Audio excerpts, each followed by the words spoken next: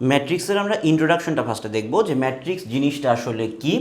একজোড়া ব্র্যাকেটের মাঝখানে কিছু সংখ্যা লেখা হয় বা কিছু নাম্বার লেখা হয়, এবং এখানে যে ব্র্যাকেটটা ব্যবহার করা হয় সেটা সাধারণত এই থার্ড ব্র্যাকেটটা ব্যবহার করা হয়, কিন্তু থার্ড ব্র্যাকেটের পরিবর্তে তুমি যদি এরকম ফার্স্ট ব্র্যাকেট ইউজ করো সেইটাকেও আমরা ম্যাট্রিক্সের জন্য ইউজ করে থাকি।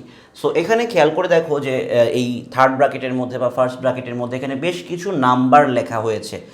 এখানে 4টা নাম্বার লেখা হয়েছে, এখানে 6টা নাম্বার লেখা হয়েছে, এখানে আরও 6টা নাম্বার লেখা হয়েছে। ধরো এখানে আমি আরও কিছু লিখলাম। তো এই যে এই প্রত্যেকটাই কিন্তু এখানে ম্যাট্রিক্স। সো ম্যাট্রিক্সের আরেকটা ইম্পর্টেন্ট প্রপার্টি হচ্ছে রোজ অ্যান্ড কলামস। একটা ম্যাট্রিক্স যখন আমি ডেসক্রাইব করছি তখন একটা ইম্পর্টেন্ট ফ্যাক্টর হলো এখানে কয়টা রো আছে, কয়টা কলাম আছে।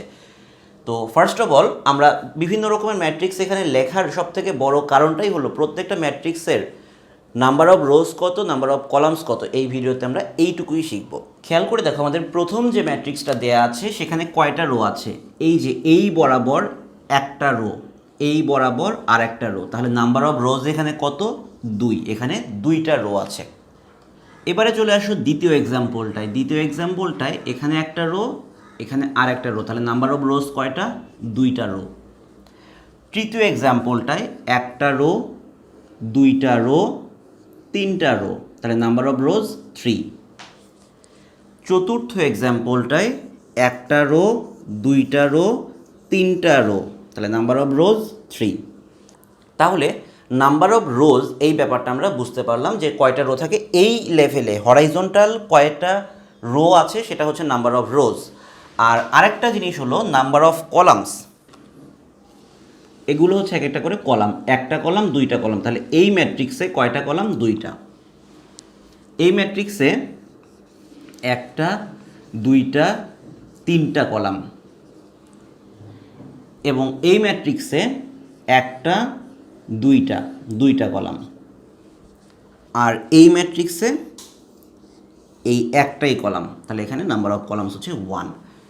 আর এখানে আমরা ম্যাট্রিক্স যখন শিখতে যাচ্ছি এখানে আমরা কী কী শিখছি, ম্যাট্রিক্সের ইন্ট্রোডাকশন শিখছি, রোজ শিখছি, কলামস শিখছি, এবং আরও একটা জিনিস শিখছি তার নাম হলো ডাইমেনশন।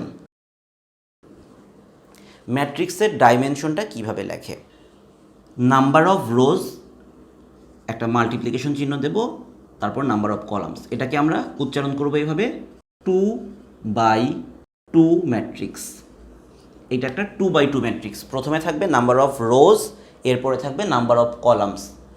এই ম্যাট্রিক্সটা হলো এখানে number of rose 2, number of columns 3, তাহলে এটা হবে একটা 2/3 ম্যাট্রিক্স।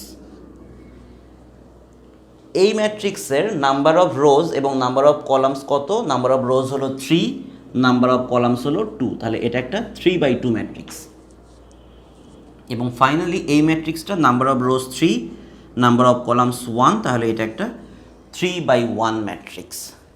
তাহলে এই ভিডিও থেকে আমরা 4টা জিনিস শিখলাম। প্রথমত শিখলাম যে ম্যাট্রিক্স কিভাবে লেখা হয়, একটা থার্ড ব্র্যাকেট বা একটা ফার্স্ট ব্র্যাকেটের মাঝখানে কিছু নাম্বারকে সুন্দরভাবে একটা রো ওয়াইজ এবং কলাম ওয়াইজ সাজিয়ে লেখার যে প্রসেসটা, যে রিপ্রেজেন্টেশনটা, সেটাই হলো ম্যাট্রিক্স। আর ম্যাট্রিক্সের নাম্বার অফ রোজ কীভাবে ডিফাইন করতে হয়, নাম্বার অফ কলামস কীভাবে ডিফাইন করতে হয় সেটা আমরা দেখলাম, এবং সেই নাম্বার অফ রোজ এবং নাম্বার অফ কলামস ব্যবহার করে কিভাবে তার ডাইমেনশনটা লিখতে হয় সেটাও আমরা দেখলাম। আর এরপরে আমরা ম্যাট্রিক্সের আরও কিছু অপারেশনস দেখব।